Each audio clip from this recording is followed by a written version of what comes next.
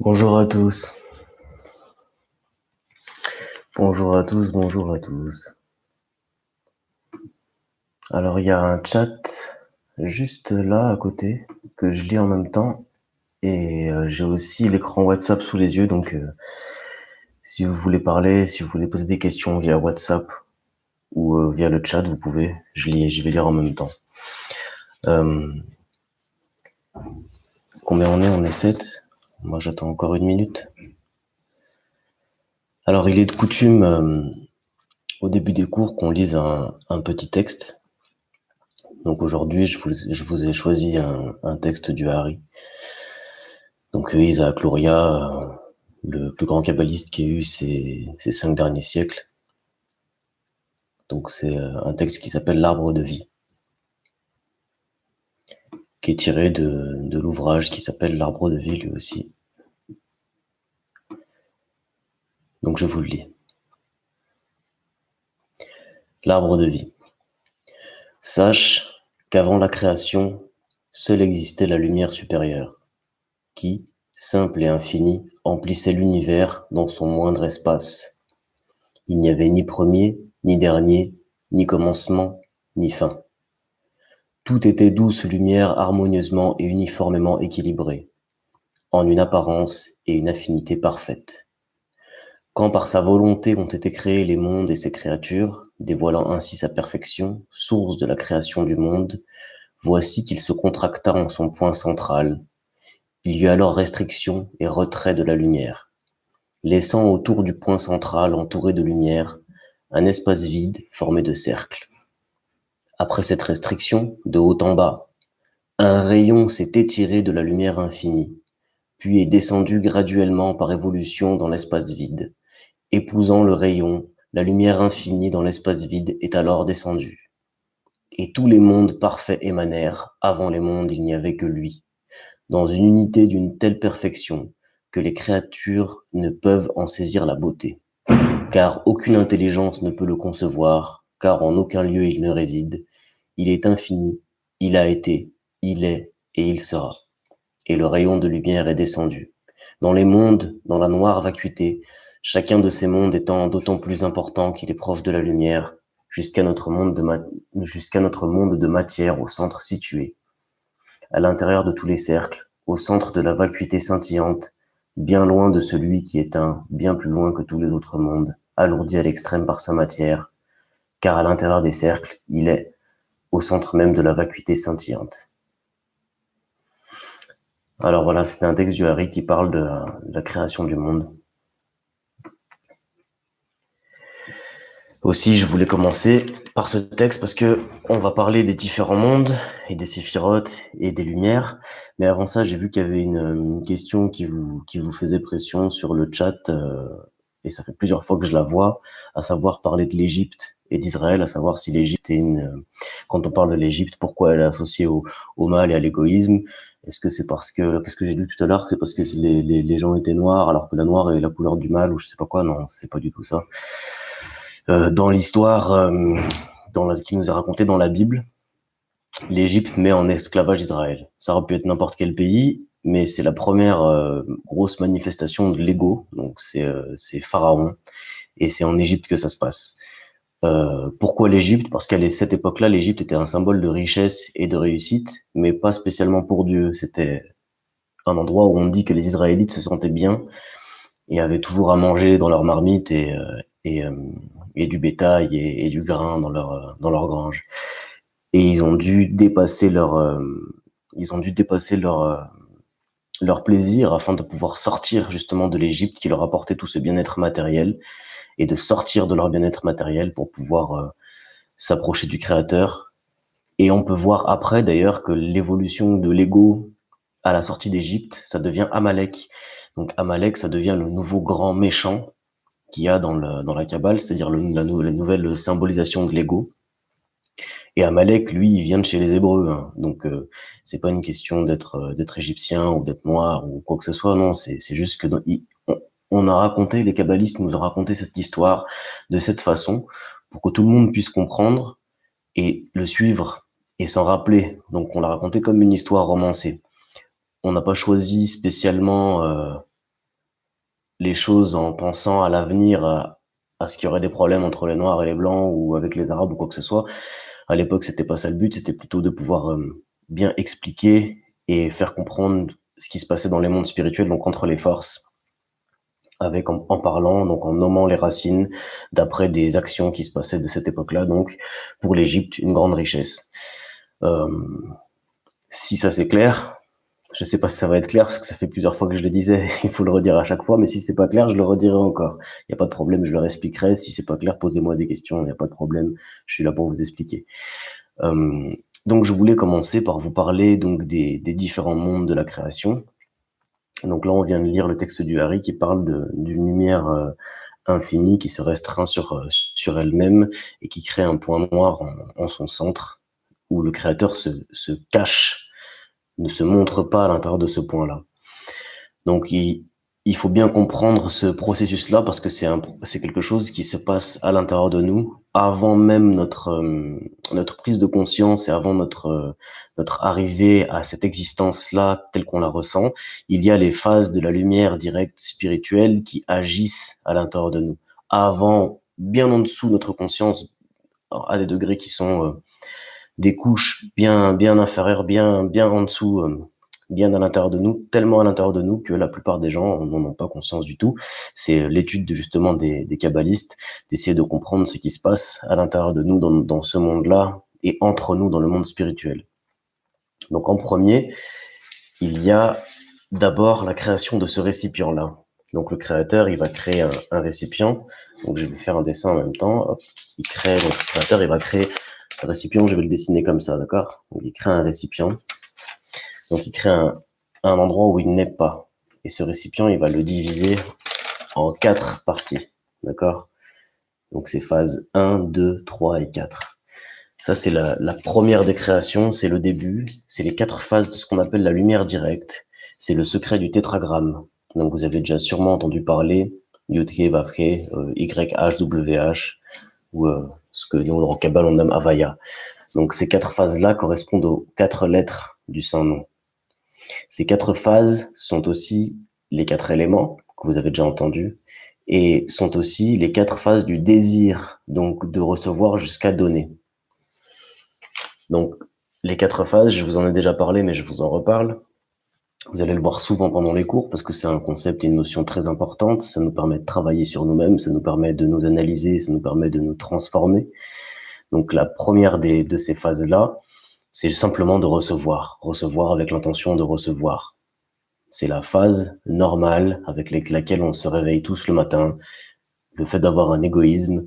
Et avant même de rentrer dans les mondes spirituels, on se réveille d'abord avec ça, la phase 1, l'ego, qui est juste comme il est. Le fait de vouloir toujours gagner quelque chose, le fait de vouloir recevoir toujours quelque chose. Ensuite, on a une deuxième phase où on prend conscience justement qu'on reçoit. Donc une deuxième phase où on rejette, on ne veut plus se comporter de cette façon-là. Alors on veut essayer de donner comme la source. Donc la deuxième phase, elle inclut le don à sa réception, mais elle donne toujours pour recevoir. Donc ce qu'elle cherche toujours, c'est à recevoir derrière son don. Donc c'est pas un vrai don, c'est un don pour gagner encore. Mais c'est la deuxième phase, c'est que ça se mélange un peu. Le don et la réception commencent un peu à se mélanger. La troisième phase alors, le don, il se rend compte qu'il est en train de donner pour recevoir, alors il va essayer d'évacuer complètement sa réception. Il va vouloir simplement donner pour donner. Et là, c'est une phase d'obscurité, parce qu'on ne peut pas donner si on ne reçoit rien. Donc c'est une phase de transition. Donc la troisième phase, donner pour donner, elle ne peut pas durer éternellement, on ne peut pas s'arrêter à là, elle ne peut pas être la phase ultime d'arrivée, parce qu'on ne peut pas faire ça, nous, en tant que créature. On est obligé de recevoir quelque chose pour pouvoir le partager. On ne peut pas faire apparaître les choses ex nihilo. Donc, la quatrième phase, c'est recevoir. Du coup, la créature, elle accepte de recevoir. Recevoir pour donner. Donc là, il y a le bon sens des choses. Je vais accepter de recevoir tout ce que le créateur a créé et a prévu pour mon plaisir infini. tous ces mondes spirituels, tous ces détails, tout ce qui existe, tout ce que mes sens peuvent percevoir, mes sens spirituels, même mes sens matériels. Je vais accepter de tout recevoir, mais uniquement pour faire plaisir au Créateur, uniquement pour qu'il ait une satisfaction à me donner quelque chose. Et là, à ce moment-là, je m'indépendantise du Créateur, je ne suis plus mélangé à lui, je ne suis plus écrasé par lui comme une flamme de bougie dans un flambeau. À ce moment-là, j'existe à côté de lui et mes désirs sont émanés de moi-même. Avant ça, non. Au début, quand je pense juste à recevoir pour recevoir, en fait, j'ai pas trop le choix. C'est parce que le Créateur m'a créé comme ça. Donc, je suis pas réveillé, je suis simplement endormi dans un désir de recevoir du plaisir en permanence, qui fait que je reçois tout le temps et j'ai pas trop le choix. Donc, la première phase, je suis mélangé au Créateur, je suis complètement écrasé par lui.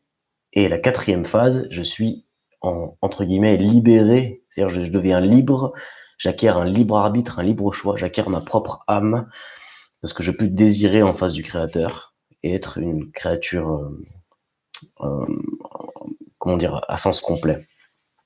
Donc en premier, il y a ces quatre phases qui apparaissent, d'accord, qui se manifestent à travers nous par notre désir. Donc on a tous les traces de ça, c'est quelque chose qui est commun, qui est universel à tous les humains, d'avoir cette fonction du désir à l'intérieur de nous, d'accord. Ensuite, après ça, donc de ces phases-là qui sont intemporelles, tout d'un coup, on a donc ces phases qui correspondent aussi au monde de l'infini. D'accord? Donc le monde de l'infini, ça dépasse un peu notre entendement, ça exprime que ces phases-là, elles sont faites pour recevoir un plaisir infini. C'est-à-dire que c'est pas des phases limitantes, en fait. Le fait d'arriver à donner, à recevoir pour donner, ça nous ouvre un potentiel infini de réception. Parce que si je veux juste recevoir pour moi-même, si je sais pas, par exemple, si j'ai faim, alors que mon estomac est plein, eh ben, j'aurai plus faim. Ça veut dire que c'est limité. Recevoir pour moi, c'est limité.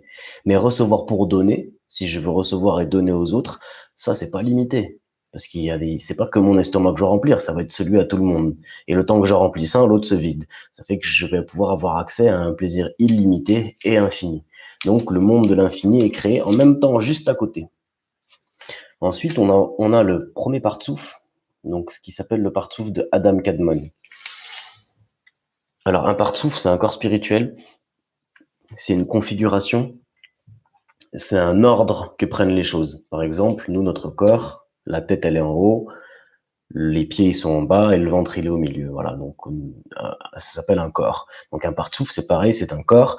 Si vous pouvez vous imaginer, on est 7 milliards d'humains sur Terre, 8 milliards peut-être.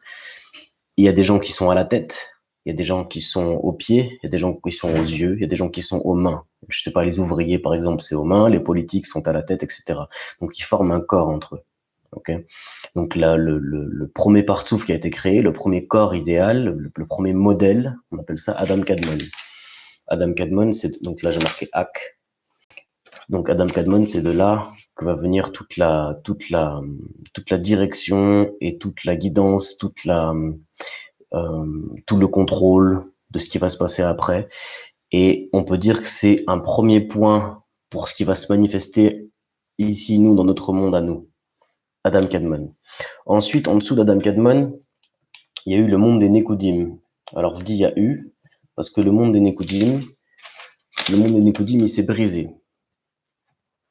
Donc, c'était un monde où le désir était rempli et parfait, mais la lumière a débordé du désir et a brisé le monde des Nekoudim, et en même temps, ça a brisé les relations qu'il y avait entre les humains.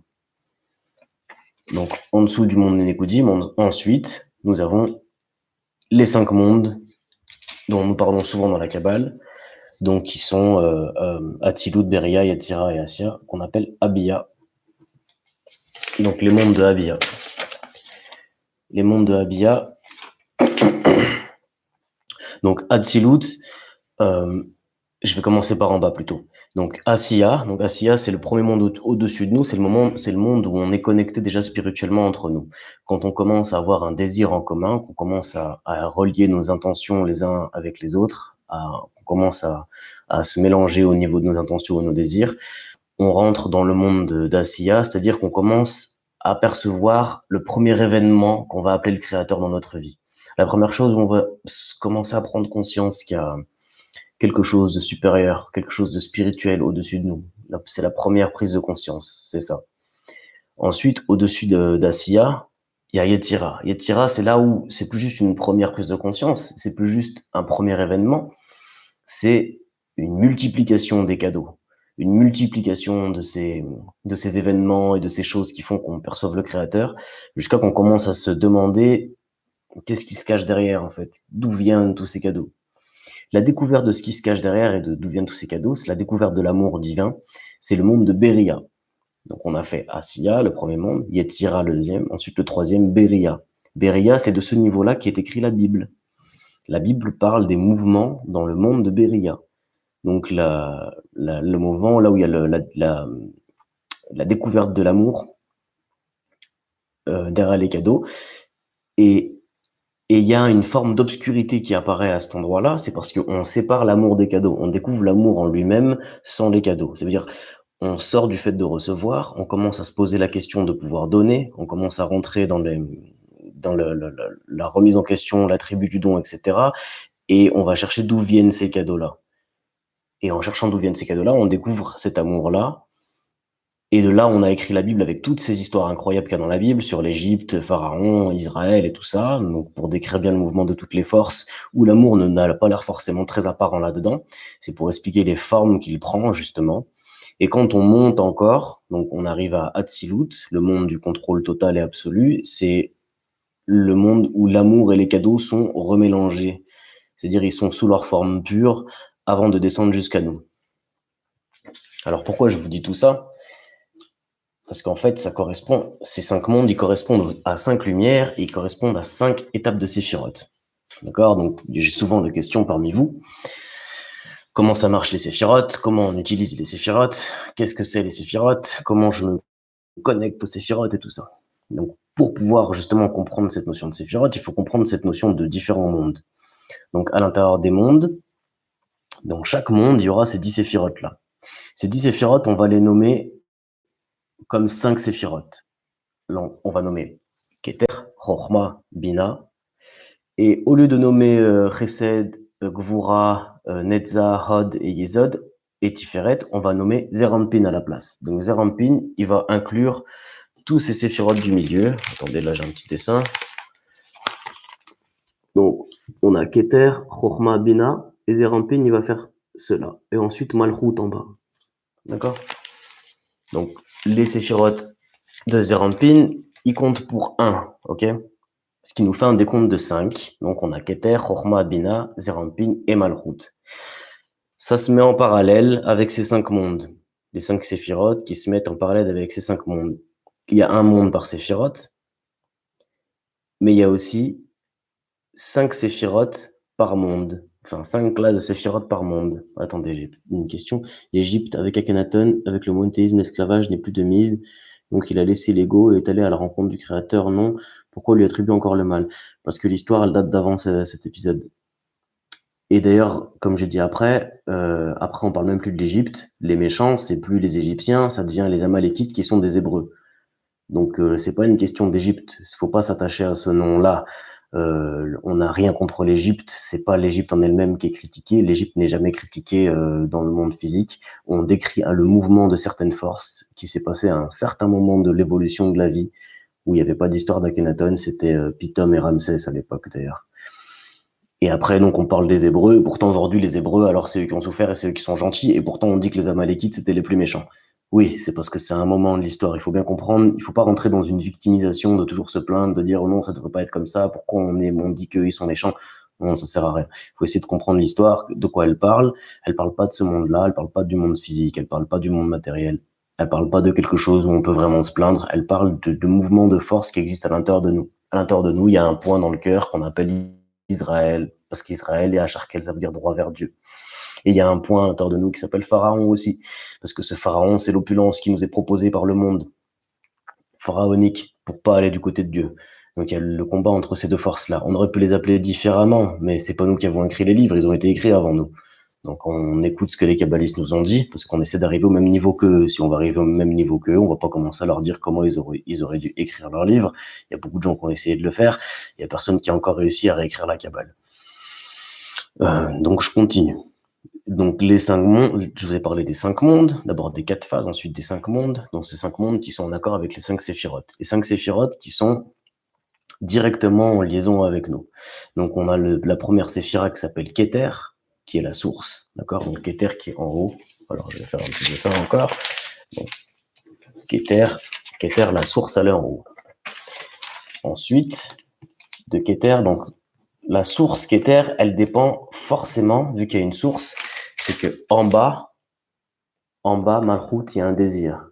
Donc, s'il y a une source pour que la lumière elle sorte, c'est qu'il y a un désir, il y a un client qui demande la lumière. Il y a quelque chose qui demande la lumière. La lumière ne va pas exister juste par elle-même toute seule. S'il y a personne pour la recevoir, on ne pourrait pas en parler. Donc, il y a un Malchut, il y a un désir, il y a quelque chose qui cherche un accomplissement à l'intérieur de ça. Donc, on a Keter. Donc, ensuite, de Keter nous sort Chochma. Chochma, c'est la lumière qui sort de Keter, mais sans forme. Chochma, c'est donc Keter, Chochma. Et Malchut, lui, il veut la lumière de Chochma. C'est ça qu'il veut. Mais comment l'avoir? Alors, pour que Malchut, il obtienne la lumière de Chochma, il va arriver à ce qu'on appelle la condition, qui s'appelle donner pour recevoir, qui s'appelle Bina. Donc, Bina, c'est le niveau du don. C'est ça que Malchut, il doit atteindre pour arriver à que Chochma, le plaisir du Créateur, il devienne un cadeau. À la mesure dont on arrive à exploiter Bina, on arrive à exploiter Chochma. Je donne un exemple, je sais pas, si je veux par exemple une Ferrari, donc c'est ma Chochma, je veux une Ferrari, ça serait le grand plaisir que je veux recevoir. Si je veux une Ferrari, mais que je peux donner, je sais pas, juste une bicyclette, donc ma Bina c'est une bicyclette, ce que je recevrais c'est l'écart entre les deux, c'est-à-dire une bicyclette. Donc l'écart entre les deux, il s'appelle la lumière de Chassadim. La lumière de Chassadim, c'est comment je me comporte dans la vie. Ici, la lumière de Chassadim, c'est comment je me comporte dans la vie avec les autres, comment je me comporte dans l'attribut du don, qu'est-ce que je fais, comment je me comporte avec mes amis pour attirer plus ou moins l'abondance du Créateur. Si j'arrive à donner absolument tout ce que je veux recevoir, alors mon récipient sera illimité et je vais attirer tout ce que j'ai besoin. Grâce à la puissance qu'il existe entre moi et ce qu'on appelle le groupe. Je vais y venir après pour parler du groupe. Donc Malchut, il doit arriver à Bina. Et justement, comment il arrive à Bina? Il passe par Zeir Anpin. Donc Zeir Anpin, qui fait 6 séphirotes à lui tout seul. 5 séphirotes, pardon, à lui tout seul. Non, 6, oulala, excusez-moi. Donc Zeir Anpin, lui, qui fait 6 séphirotes. Donc Zeir Anpin, lui, il va connecter Bina et Malchut. D'accord? Donc Zeir Anpin, c'est ça qui va se passer. C'est quand je vais arriver au groupe. Quand je vais arriver au groupe, il va falloir que je manifeste une lumière d'équilibre et de beauté à l'intérieur du récipient. Attendez, j'ai quelqu'un qui a un problème avec le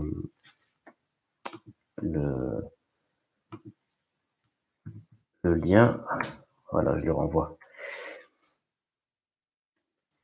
Donc je vous disais, donc Zeir Anpin, c'est lui qui va attirer, qui va faire, quand on va rentrer dans le groupe, qui va mettre notre Malchut dans une condition. C'est-à-dire, j'aurai des gens à qui donner. La condition permanente de la spiritualité, ça a toujours été d'aimer son prochain. C'était la condition à chaque fois. Tous les grands maîtres sont venus pour parler de ça, d'aimer son prochain comme soi-même. Je lis ici, ah, bonsoir Prima, ça fait plaisir de te voir. Donc, aimer son prochain comme soi-même, comment ça se fait? Il faut des prochains, sinon il n'y a pas de spiritualité. Donc, quelqu'un qui va vous prêcher une spiritualité tout seul dans sa cuisine, ça ne marche pas, ça n'existe pas. C'est de la magie ou de la psychologie ou de la médecine ou ce qu'il veut, mais ce ne sera pas de la spiritualité. La spiritualité, c'est cette science qui nous donne connaissance de ce à quoi on est relié et connecté. C'est la science des connexions.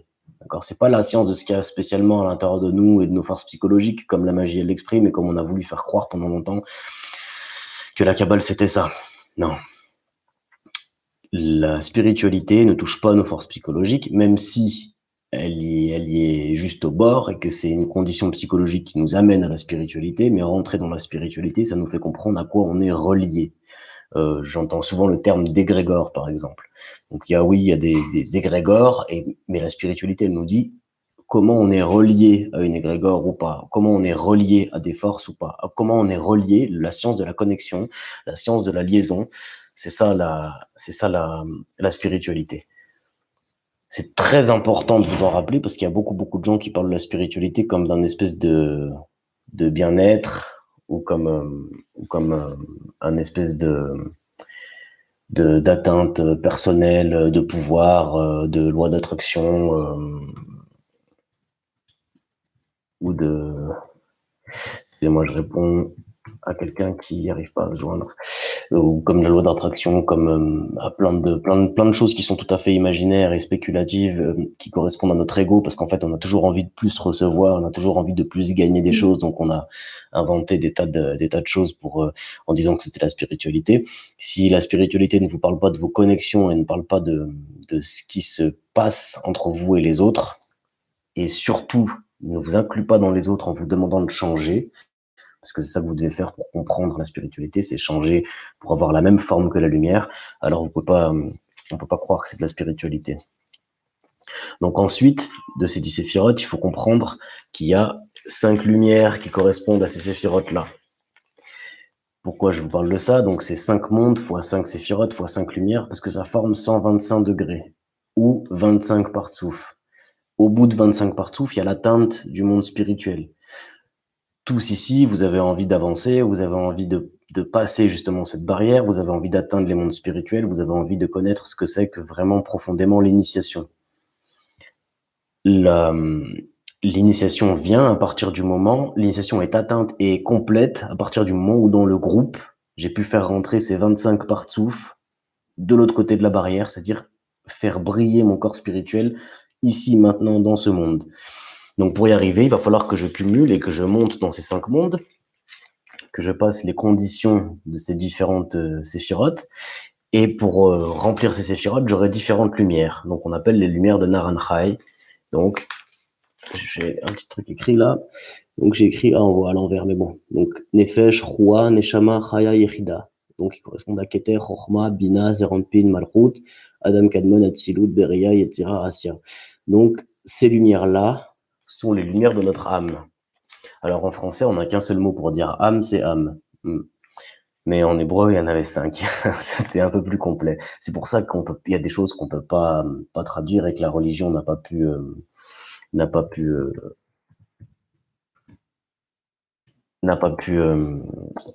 bien pouvoir nous faire comprendre, parce que les traductions sont pas complètes. C'est-à-dire que quand il y a qu'un seul mot pour exprimer ce qui d'habitude en prend 5, c'est forcément qu'il y a une petite différence.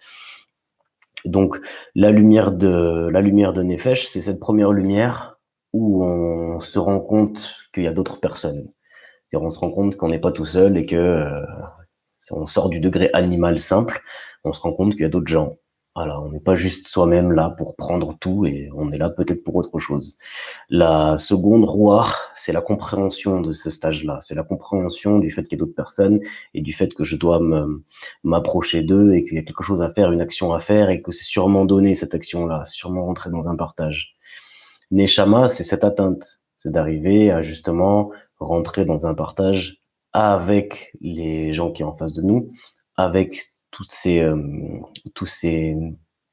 ces parties du partsouf, toutes ces morceaux d'âme, et commencer à les recoller. Si j'arrive à recoller les morceaux d'âme, c'est-à-dire si j'arrive dans un environnement, je rentre dans un groupe, je vais commencer à reconnaître que les différentes séphirotes, elles sont autour de moi. Le mieux, c'est un groupe de 10, parce que vous pourrez reconnaître votre symbolique, c'est-à-dire vous pourrez reconnaître les 10 séphirotes dans un groupe de 10. Vous allez voir ces 10 séphirotes, Keter, Chochma, Bina, Malchut, vous allez pouvoir les mettre sur chacun de vos amis. Il y en a un qui va être plus Gvura, par exemple, les gens qui sont très justes, très durs, très fermes, qui sont pas trop là pour rigoler. Ça, c'est Gvura, c'est leur racine.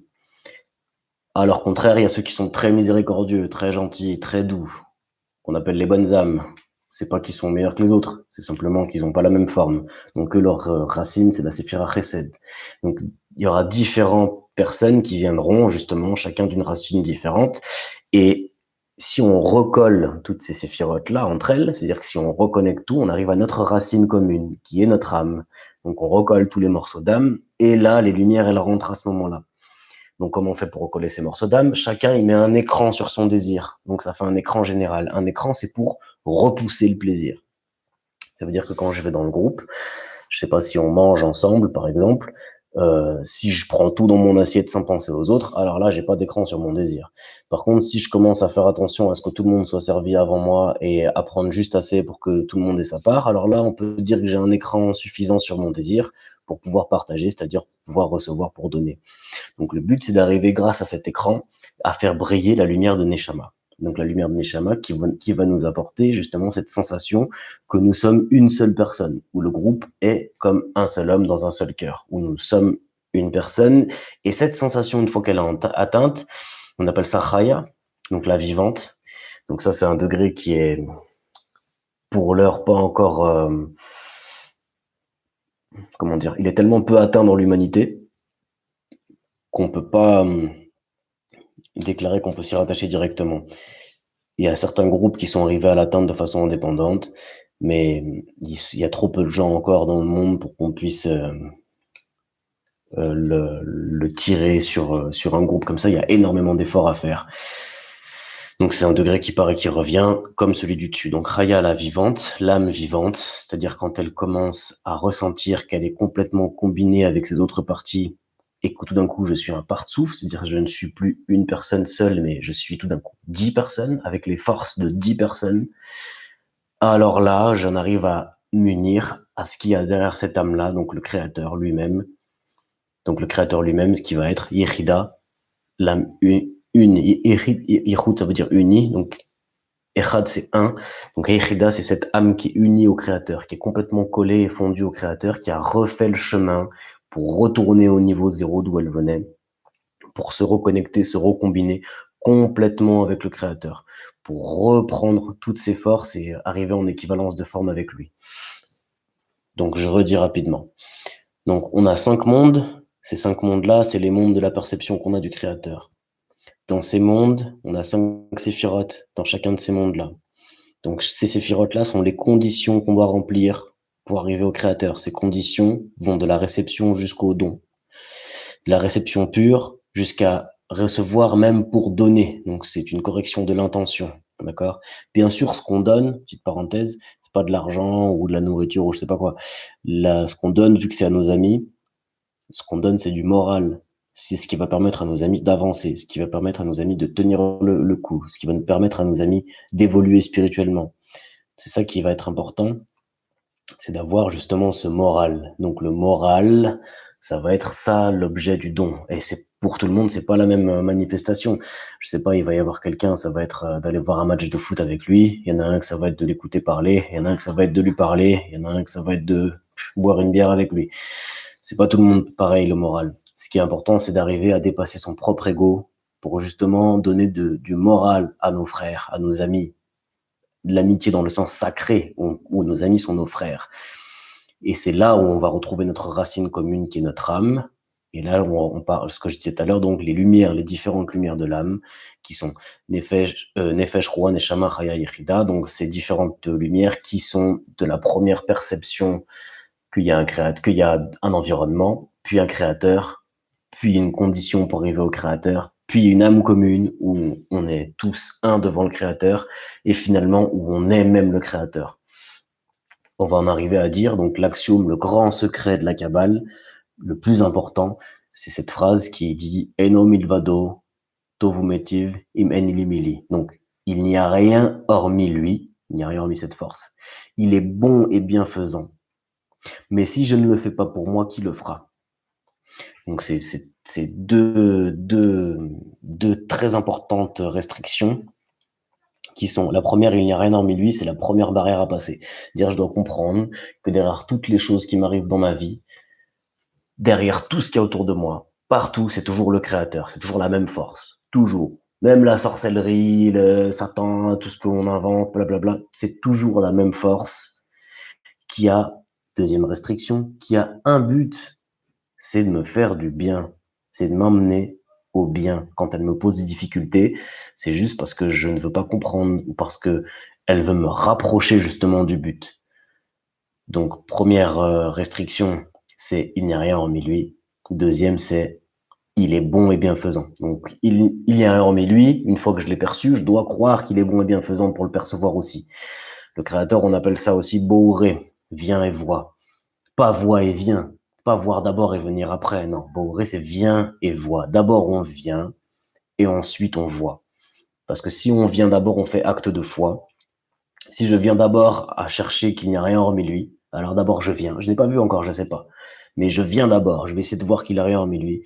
Et une fois que je vois qu'il n'y a rien hormis lui, ah, une fois là, je suis venu, j'ai vu. Ensuite, je viens, ah, il est bon et bienfaisant. Je vais me diriger vers ça en cherchant est-ce qu'il est bon vraiment. Je vais essayer de faire comme on m'a dit dans le groupe de Kabbale, comme on m'a dit dans les cours, me comporter avec mes amis. Est-ce qu'il est bon et bienfaisant? Est-ce que je vais voir ça? Et oui, à ce moment-là, je vais voir qu'il est bon et bienfaisant. Donc, je serai venu et j'aurai vu. Chaque petite difficulté qu'on va recevoir dans la vie, on va pouvoir la relier et l'attribuer au Créateur. Tout le mal n'est pas la souffrance. D'accord? Il peut y avoir vous pouvez avoir un accident qui va vous sembler très douloureux et très mauvais, mais en fait qui va vous sauver, vous faire comprendre quelque chose de très important. Chaque douleur, chaque petit problème, chaque difficulté est une bénédiction du ciel. Quand vous la recevez dans votre vie, c'est que vous avez l'occasion de dépasser quelque chose, de passer au-dessus de quelque chose et de vous rapprocher du Créateur et de comprendre une nouvelle étape, un nouveau degré. Et si vous êtes trop têtu, alors le mal est plus grand. Voilà. Il y a des gens, ils ont juste besoin d'avoir une petite souffrance à l'intérieur d'eux, ils réagissent tout de suite. Il y a des gens, il faut qu'ils aient un accident. Il n'y en a pas un qui est meilleur que l'autre. C'est parce qu'ils n'ont pas la même racine. Donc, je répète cette histoire de racine. Si vous avez une racine, je sais pas, Gvura, vous êtes beaucoup plus dur qu'une racine Chesed, mais il n'y en a pas un qui est meilleur que l'autre. D'accord? C'est juste pas la même attitude. Pas la même attitude, mais c'est le créateur qui a fait les deux attitudes. S'il a fait les deux attitudes, c'est que les deux doivent exister et que les deux ont leur place dans le grand puzzle de la création. Pour ça sert à rien de trop se disputer avec les gens d'un même groupe. Parce que si on est dans le même groupe, c'est qu'on a les mêmes intentions. Donc votre prochain, quand on dit d'aimer son prochain, c'est ça, c'est ceux qui sont venus avec les mêmes intentions que vous. Le prochain, c'est pas l'inconnu, le prochain n'est pas n'importe qui. Il est censé le devenir. Petit à petit, vous allez commencer à comprendre que tout le monde est votre prochain, mais au début, quand vous commencez le chemin, votre prochain, c'est en premier celui qui est dans le groupe avec vous. Donc, quand vous avez un prochain qui est dans le groupe avec vous, vous êtes là pour la même intention, pour les mêmes choses, que vous avez une garantie mutuelle. Donc, une garantie mutuelle, ça veut dire que vous êtes garants les uns pour les autres. Alors, de cette garantie mutuelle, il va venir donc l'amour du prochain, la considération pour le prochain et la découverte du créateur à travers ça dans le prochain. Je voulais vous parler aussi là-dedans, puisqu'on parle du mal et de la douleur, donc il y a des montées et des descentes, ce qui est normal, d'accord? Donc très souvent, on pense que la montée, c'est quand on se sent bien, et la descente, c'est quand on se sent mal. Ben non, c'est pas ça. La montée, c'est quand on est connecté au Créateur. On peut se sentir super mal, hein, on peut avoir une grande difficulté, une grande peine dans la vie, mais tout d'un coup, être complètement à fond et connecté au Créateur et le prier comme on n'a jamais prié. Et la descente, eh ben, c'est quand on est déconnecté. Et quand on est déconnecté, on ne se sent pas forcément mal. Si vous gagnez 2 millions d'euros au loto, vous n'allez pas forcément vous sentir mal, mais vous n'allez pas forcément être connecté au Créateur tout de suite. Vous comprenez? Donc la montée et la descente, on appelle ça aussi la ligne droite et la ligne gauche, qui sont les racines des séphirotes elles aussi. Donc les séphirotes, par exemple, de Gvura, que je disais tout à l'heure, qui est la dureté, la justice, la punition, etc. C'est la ligne gauche. Donc c'est une ligne qui pousse avec force. De l'autre côté, il y a la ligne droite qui va être essai de la miséricorde, de l'amour, etc. Alors on dit qu'il faut toujours pousser vers la ligne droite pour pouvoir dépasser la gauche, parce que la gauche, elle fait descendre, et la droite, elle fait monter. Donc la gauche, on y passe de toute façon. Donc c'est pas la peine de la chercher, puisque de toute façon, on y passe. Ça veut dire que même si notre racine, c'est d'être de la ligne gauche, on va être un peu plus dur au mal que quelqu'un d'autre. Moi, je le sais, c'est mon cas. Je suis très belliqueux. Je sais pas pour ceux qui étaient là dans le groupe aujourd'hui, vous avez pu voir comment j'ai fait la chasse à ce drôle de personnage qui est venu essayer d'implémenter de drôles d'idées dans le groupe. C'est parce que c'est ma nature. Moi, j'ai cette nature-là. Je suis quelqu'un de très dur et de très sérieux et d'assez froid. Et s'il y a quelque chose qui va mal, ma première réaction est de rentrer tout de suite dans le tas. J'ai pas cet attribut premier qui est la miséricorde, etc. Mais ce que je vais faire, je vais toujours dépasser cet attribut premier que j'ai de la dureté en cherchant la miséricorde. C'est-à-dire que si je dois reparler avec lui, je vais reparler avec lui et il n'y aura aucun problème entre lui et moi. D'ailleurs, je suis resté dans cette discussion et je suis tout à fait ouvert à pouvoir continuer à parler avec. Parce qu'au fond, je sais comment je réagis par rapport à ce que je trouve juste, mais je sais aussi que je ne peux pas le juger à l'intérieur de lui, je ne peux pas juger ses intentions, etc. Donc quand on est de la ligne gauche, on doit toujours se déplacer vers la droite, parce que la droite nous permettra de monter au-dessus de notre gauche. La gauche, on va toujours l'observer par nous-mêmes, et ça sert à rien d'y mettre plus que, je sais pas, 30 minutes, 1 heure par jour dans la ligne gauche. On va toujours voir ce qui est négatif. Ce qui est négatif apparaît tout le temps. Le mal n'a pas besoin d'être recherché pour apparaître. Quand on cherche le bien, le mal apparaît de lui-même. Donc, si vous donnez des lignes droites à quelqu'un, vous allez voir ces lignes gauches. Si, je sais pas, si quelqu'un vient se plaindre auprès de vous de quoi que ce soit et que vous lui donnez une ligne droite, si par exemple, je sais pas, vous êtes au travail, il y a quelqu'un qui vient vous dire oh là là, je n'aime pas ce travail, j'ai envie de partir, etc. Et que vous lui dites que non, tranquille, c'est déjà bien, on a un travail, c'est une bonne chose. La ligne gauche, vous l'avez vue, elle est apparue en premier, mais vous l'avez dépassée parce que vous lui avez donné une occasion de dépasser sa ligne gauche en mettant le bien au-dessus. Alors que si vous êtes dans la ligne gauche, vous montez personne nulle part. Vous restez dans la gauche et puis ça continue à descendre. Donc la ligne droite, toujours à faire passer devant la ligne gauche. Et c'est avec ça, donc cette ligne droite, qu'on va s'efforcer justement de donner. C'est-à-dire en utilisant les deux lignes par équilibre. Donc on ne doit pas être trop dans la miséricorde, comme on ne doit pas être trop dans le jugement. Les deux sont en équilibre. Donc ça veut dire qu'on ne doit pas être trop gentil, mais on ne doit pas se laisser faire. On ne doit pas se laisser faire. On ne doit pas être trop gentil, mais on ne doit pas être trop dur et trop belliqueux. C'est un équilibre entre les deux. Chaque situation, le Créateur nous enseigne comment réagir et il nous met dans des situations qui sont mesurées pour nous. Les choses qui nous arrivent là, comme je dis souvent, là où il y a nos mains et nos pieds, les choses sont de notre faute.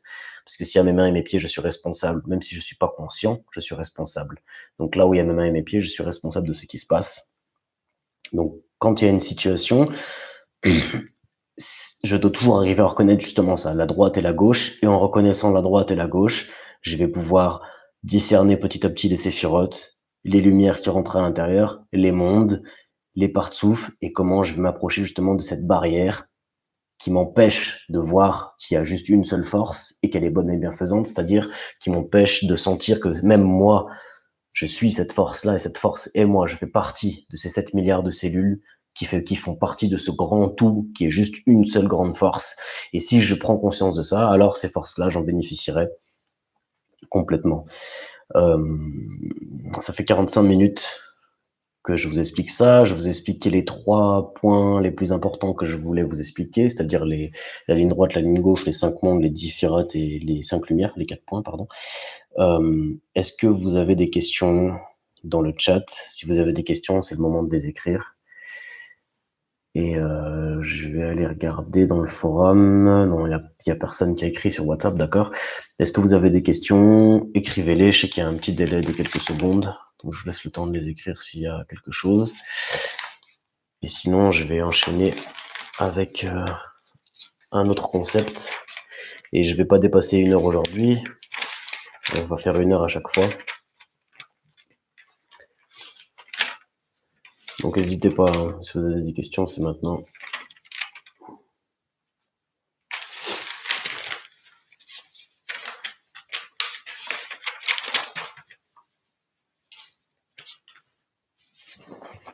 Non, il n'y a rien.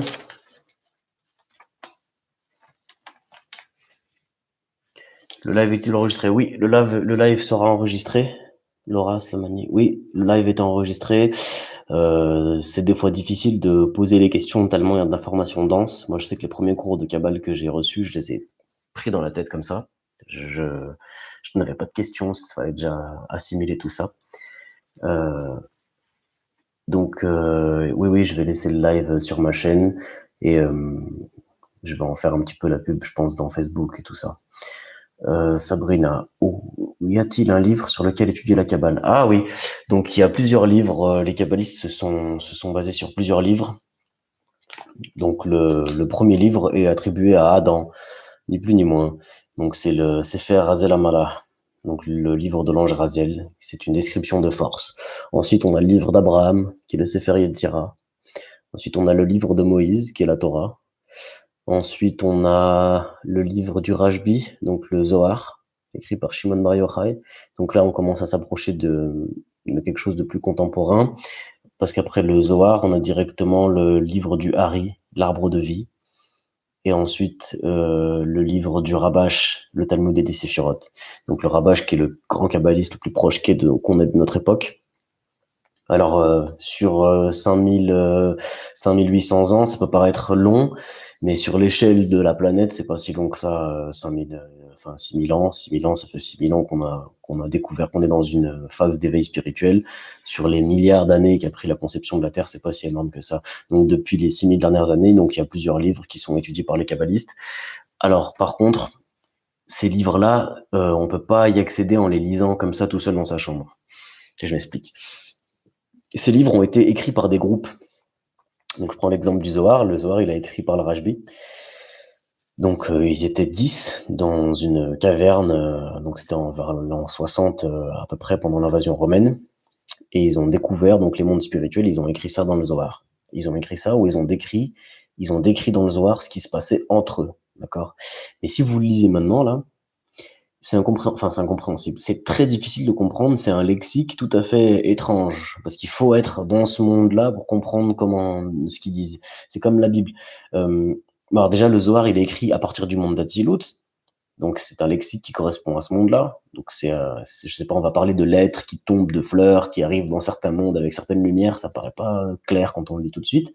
Et il y a la Bible, donc la Torah, qui est écrite à partir du monde de Beria, où là carrément on dirait une histoire il y en a qui parlaient de l'Égypte et tout ça, on pourrait se mélanger et croire que c'est une histoire qui s'est euh, qui s'est déroulée, alors qu'en fait non, on parle pas de ça en fait, on parle d'un ballet de force spirituelle, de plusieurs mouvements de force spirituelle qui sont apparus et qui ont bougé depuis depuis toujours à l'intérieur de nous, qui se reproduisent sans arrêt et qui font ce mouvement à l'intérieur de nous et qui expliquent comment notre désir de recevoir égoïste interagit avec notre désir altruiste, donc notre part divine à l'intérieur de nous. Donc ces livres-là, c'est très bien de les lire, hein, c'est très bien de s'y essayer parce que votre âme, elle va capter quelque chose, la racine de votre âme, elle va capter quelque chose, même si ça va pas paraître évident, mais en vous concentrant avec l'intention justement de lire ça pour arriver à la tribu du don, le texte va commencer à devenir de plus en plus clair. Si vous êtes plusieurs à le faire en même temps, vous allez rajouter tous une étincelle grâce à vos intentions et vous allez vous connecter dans une séphirote. À savoir qu'une séphirote, ça marche comme ça. Vos désirs, ils peuvent pas vous connecter, d'accord? Si on vient tous ensemble autour d'une table, on n'a peut-être pas tous le même désir, d'accord? Je sais pas, par exemple, lui, il veut des cacahuètes, moi je veux de la pizza, et lui, il veut de l'argent, et l'autre, il veut une voiture. Ça fait qu'on est quatre, on n'a pas tous les mêmes désirs. Par contre, on peut avoir la même intention. Ça veut dire que quoi que je veuille comme désir, je l'utilise pour être là avec mes amis dans l'intention de pouvoir donner, euh, de pouvoir dépasser mon attribut d'égoïsme pour pouvoir donner. Donc, quand on connecte tous nos désirs, on arrive à une séphira qui brille. C'est pour ça qu'on s'appelle une séphira, un saphir, parce qu'il y a quelque chose qui brille entre nous, et on reconnaît les séphirotes comme ça. Comment un kabbaliste peut-il bien maîtriser les 10 séphirotes? Grâce au groupe. Donc, en premier, la première phase que vous allez avoir, ce sera d'abord d'apprendre, donc de lire donc des livres de Kabbale pur, donc comme je vous ai dit, des livres qui parlent à votre âme, comme le Zohar ou l'arbre de vie du Hari ou le Talmud des Séphirotes, mais aussi des livres d'explication. Je prends par exemple le Maître à mon maître, donc le Rabash. Il a écrit beaucoup d'articles qu'on appelle les écrits sociaux, où il explique comment un groupe doit se comporter dans l'idéal pour pouvoir révéler les mondes supérieurs. Donc il y a toute une il y a toute une littérature de livres de Kabbale qui sont très accessibles, surtout depuis le Hari. Donc avant le Hari, c'est très difficile parce que c'est des livres écrits à partir directement des mondes spirituels qui sont écrits par les kabbalistes, pour les kabbalistes. Mais après le Hari, on a donc toute une littérature qui a été faite pour que tout le monde puisse avoir accès à ça. Donc si vous d'abord, donc en première étape, vous devez lire beaucoup de livres pour comprendre le sujet, pour savoir de quoi on parle, connaître le lexique, etc. Donc à ce moment-là, vous avez besoin juste des livres, idéalement d'un maître, qui va vous expliquer en temps réel, quand vous avez des questions, qu'est-ce que ça veut dire quoi, comment, parce que sinon ça peut prendre beaucoup de temps à développer. Et ensuite, une fois que vous avez bien le lexique, vous devez rentrer dans un groupe pour faire l'expérience. Un kabbaliste sans groupe, C'est très étrange. D'accord? Il y a des âmes spéciales, Abraham, Adam, etc. Mais ça se croise pas à tous les coins de rue. Donc un kabbaliste sans groupe, c'est assez rare. Généralement, un kabbaliste a un groupe, même des élèves, etc., etc., parce que c'est comme ça que la lumière s'expérimente et que c'est comme ça qu'on crée le part-souffle spirituel, justement. Donc, pour bien maîtriser les 10 séphirotes, donc d'abord les livres, ensuite le groupe, et avec ces deux choses combinées, on va commencer à reconnaître petit à petit les séphirotes les unes après les autres. D'abord reconnaître la nôtre, puis reconnaître celle des autres, ou inversement, reconnaître celle des autres, puis la nôtre, en étudiant les attributs des 10 séphirotes. Moi, ce que je vous ai transmis là sur les 10 séphirotes, donc sur leur fonctionnement, c'est quelque chose qui m'a été transmis oralement par mon maître. Donc, et j'ai pas lu, j'ai rien lu d'écrit là-dessus. Donc, dans tous les livres de Kabbale qu'on trouve chez Aziel et tous ces menteurs et tous ces trucs bizarres là qu'on peut voir dans la Kabbale magique, ils n'expliquent pas comme ça. Donc, ils parlent des séphirotes ou qu'ils lient complètement au monde matériel, ils leur donnent des planètes, etc. Ça ne marche pas comme ça. Donc les séphirotes, c'est quelque chose qui brille entre nous les humains quand on active nos désirs d'une certaine façon. Et c'est comme ça qu'on les trouve, c'est en appuyant là-dessus, en faisant l'expérience directement. Armel Florent, j'ai pris le train en marche, pourrait-on visionner le chat plus tard? Oui, oui, tu peux regarder plus tard, je vais le laisser je vais le laisser dans la chaîne YouTube. S'il vous plaît, vous trouvez ces livres de Kabbalah pour mieux comprendre. Alors, je vais vous laisser, donc dans le chat, je vais écrire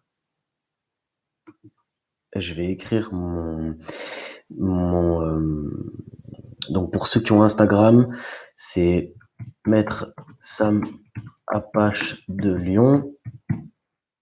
Ça, c'est Insta. C'est la façon la plus facile de me joindre. Je fais du coaching sur Instagram, donc je donne beaucoup de leçons que je tire de la Kabbale dessus. Et donc, si vous avez quelque chose à me demander, c'est là où je serai le plus facile à joindre. Et en plus, on pourra après, si vous me joignez par là-bas, vous pouvez venir après dans WhatsApp. Je vais pas donner mon numéro ici parce qu'après il va s'afficher partout. Et ensuite, si vous avez Facebook, donc sur Facebook, c'est Sam Apache. Sam Apache. Donc voilà, si vous avez Facebook ou Instagram, vous pouvez me joindre pour me demander les livres en question à télécharger et je peux vous les envoyer. Moi, je les ai en PDF. Je les ai déjà. Si possible, nous envoyer des liens pour télécharger les cours en PDF. Oui, bah, c'est ce que je viens de vous dire, c'est ce que je viens de vous donner là ici. Je voulais souligner l'importance du groupe et de la garantie mutuelle qu'on arrive à avoir dans le groupe. Donc c'est quand on arrive au groupe, le but du groupe, c'est qu'on arrive avec une garantie mutuelle. Quel genre de groupe vous faites allusion? Un groupe de personnes qui s'unissent pour découvrir le créateur. Donc un groupe de personnes qui veulent utiliser justement la Kabbale. Si je sais pas, par exemple, là, je fais la modération dans un groupe WhatsApp où il y a, je sais pas, à peu près 200 personnes qui discutent régulièrement, qui forment un groupe de personnes qui ont un désir commun. Donc, je sais pas si vous faites partie de ce groupe, mais dans ce groupe, il y a plusieurs dizaines, du coup, où vous avez tous des désirs communs. Une fois que vous aurez un petit peu plus avancé, donc, dans l'apprentissage de de ces textes, de ces sources, alors on pourra commencer à diviser le groupe en dizaines. Où chacun dans votre dizaine, vous pourrez commencer à expérimenter justement tout ce que vous avez appris juste avant. Donc là, on en est, je crois, c'est au 5e cours. Et il vous reste encore une 10-12 cours à regarder avant d'avoir de quoi commencer à travailler dans le groupe. Donc le groupe, c'est des gens, donc des prochains, donc des gens qui veulent faire la même étude que vous, qui veulent avoir la même intention que vous, où vous allez pouvoir rentrer dans une garantie mutuelle avec eux. Ça veut dire que vous allez pouvoir être garants les uns pour les autres, que vous faites la même chose, que vous êtes là tous pour vous faire avancer les uns les autres, et que vous n'allez pas faire de trou dans le bateau. C'est-à-dire si vous vous engagez à être là tel jour pour étudier, alors vous devez être là tel jour pour étudier, sinon le bateau coule à cause de vous. Donc c'est une responsabilité.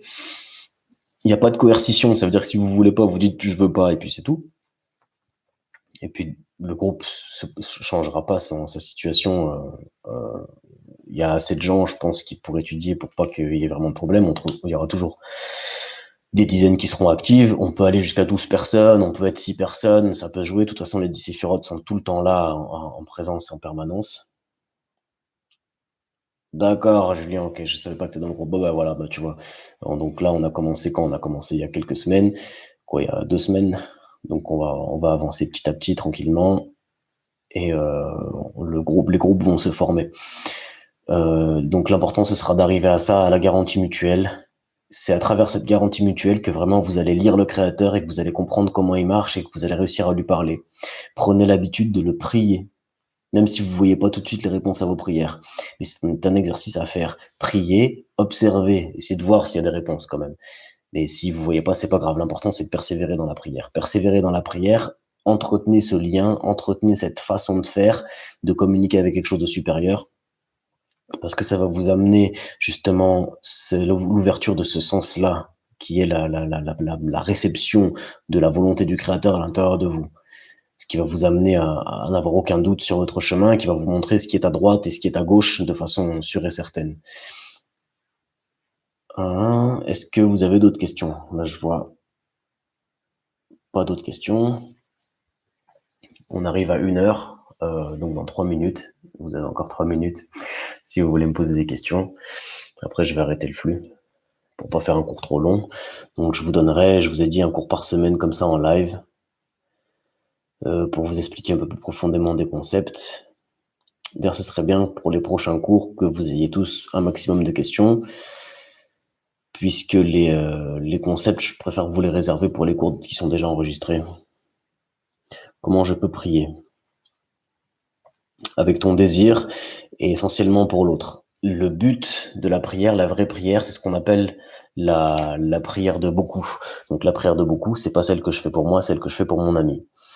Celui qui bénit son ami est béni lui-même en premier. Mais si je prie pour mon ami, il y a beaucoup plus de chances que je puisse percevoir le monde spirituel, comment il marche, que si je prie juste pour moi. Parce que si je prie juste pour moi, peut-être que c'est juste des forces psychologiques que j'active avec la formulation. Alors que si j'arrive à faire bouger le système autour de mes amis, c'est qu'il y a quelque chose qui se passe dans les mondes spirituels. Donc la prière qui marche, c'est celle qu'on fait pour les autres. C'est la plus importante, la prière de beaucoup. Ensuite, il y a ce qu'on appelle la prière du voleur, qui est chaque désir est une prière. À chaque fois qu'on a un désir, ça forme une prière. La prière n'a pas forcément des mots. On dit qu'il vous entendra prier avec vos larmes et vos murmures, un truc comme ça, vos cris et vos murmures. Donc dès que vous avez un désir, il y a une prière qui monte. La prière est égoïste, mais ça dépend son degré d'égoïsme, elle peut être réalisée ou pas. À chaque fois qu'on a un désir, c'est une prière. Le faire vraiment briller, c'est de le demander pour son ami. Donc c'est ça la bonne technique de prier. C'est pour ça que le plus efficace justement, c'est d'avoir un groupe. Comme ça, on peut tous prier les uns pour les autres et on se fait tous monter. Comment s'appelle le créateur de la Kabbale? Il a différents noms. Il a un nom. À chaque fois qu'on atteint un degré, on peut lui donner un nom différent. Si vous voyez dans la Bible, là, on marque Dieu des armées, Dieu d'amour, Dieu vengeur, etc. À chaque fois que vous atteignez un degré de perception du créateur, vous lui donnez un nom différent. À savoir que son nom ultime, sa conception ultime, c'est le fameux tétragramme où on dit que ce nom est imprononçable ou interdit de prononcer. Donc interdit dans la Kabbale, ça veut dire que c'est pas possible. Donc on peut pas le prononcer. Pourquoi? Parce qu'en fait, on ne le perçoit pas. Donc prononcer le Havaya, le tétragramme, c'est pas quelque chose qui est logique. C'est comme parler de quelque chose que j'ai jamais vu. C'est comme parler de voiture alors que je sais pas ce que c'est, j'en ai jamais vu. Je peux pas prononcer quelque chose que je ne comprends pas, que je ne connais pas. Donc je peux pas prier à un Dieu que je ne connais pas, même si on m'a déjà dit son nom. Si j'ai pas la sensation de ce nom-là, en fait, ça marche pas. Donc il y a 72 noms pour la Kabbale avec avec ce nom-là ultime au-dessus. Et on dit que le créateur est bien plus que ce dernier nom, bien sûr. Ce dernier nom, c'est le maximum de ce qu'on peut percevoir nous, c'est-à-dire les 4 phases de la lumière directe, qui sont ces 4 lettres. Merci pour ce cours, de rien. J'ai entendu parler de formules kabbalistiques. Priez de m'éclairer. Non, ça c'est des croyances, comment ça s'appelle, populaires. Donc il y a eu tellement de, la Kabbale est tellement restée cachée longtemps, et les kabbalistes ont tellement soulevé une aura de mystère autour d'eux qu'on a cru qu'il y avait des formules magiques et des trucs comme ça. Ça se passe pas vraiment comme ça. La formulation d'un kabbaliste peut faire bouger les choses, mais c'est sa formulation à lui parce qu'il est arrivé à un certain niveau. Si je vous dis une façon que j'ai de dire à vous, c'est comme vous donner un diplôme de chirurgien alors que vous n'êtes pas allé à l'école. Ça va pas faire de vous un chirurgien. Ben, c'est pareil. Tout ce qui est talisman, gris, de toute façon, tout ça en général, c'est comme ça. Si moi je prends une, une, une forme pour mettre mon désir à l'intérieur et que je sais le faire, ça veut pas dire que vous saurez le faire. Donc là, ça se transmet pas, ça n'existe pas en transmission. Ceux qui vous vendent des trucs comme ça, c'est des escrocs. Hein, ça marche pas comme ça. Vous devez apprendre par vous-même à fabriquer justement ce qui va marcher, ce qui va fonctionner. Quelles sont les démarches à observer pour s'harmonier avec les cinq séphirotes? C'est comme j'ai dit tout à l'heure, toujours pencher vers la droite, toujours aller vers la miséricorde, la compassion, etc. Sans supprimer la gauche à sa place. Mais si on devait faire un ratio, je dirais qu'il y a il faut aller 3 fois à droite et une seule fois à gauche. Donc pourquoi 5 au lieu de 10? C'est parce que la séphirote de Zerampin, elle en contient 6 à l'intérieur. Zerampin, elle contient 6 séphirotes qui sont un équilibre en fait. Comme c'est un équilibre, on les compte pour une. Parce qu'il y a les 3 premières d'en haut et la dernière d'en bas, et celle du milieu, elle compte pour une seule phase. En fait, c'est pas 5 séphirotes, c'est 5 phases de 10 séphirotes. Donc on dit 5 séphirotes. J'espère que c'est plus clair. De même que les démarches pour s'harmoniser avec les 4 éléments. Merci pour tes cours. Bah, c'est un plaisir de vous amener ces cours. Les démarches pour s'harmoniser avec les 4 éléments. Oui, alors ça c'est une façon de lire aussi les choses. Là, on n'a pas lu les choses par rapport aux éléments parce que ça mélange un peu. Il y a tellement de formes, il y a tellement comment ça s'appelle, de disciplines magiques qui utilisent les éléments que j'ai pas envie d'utiliser la même terminologie pour pas qu'on s'embrouille là-dedans. Donc voilà. Je vous dis à très bientôt. C'était un plaisir de pouvoir partager tout ça avec vous.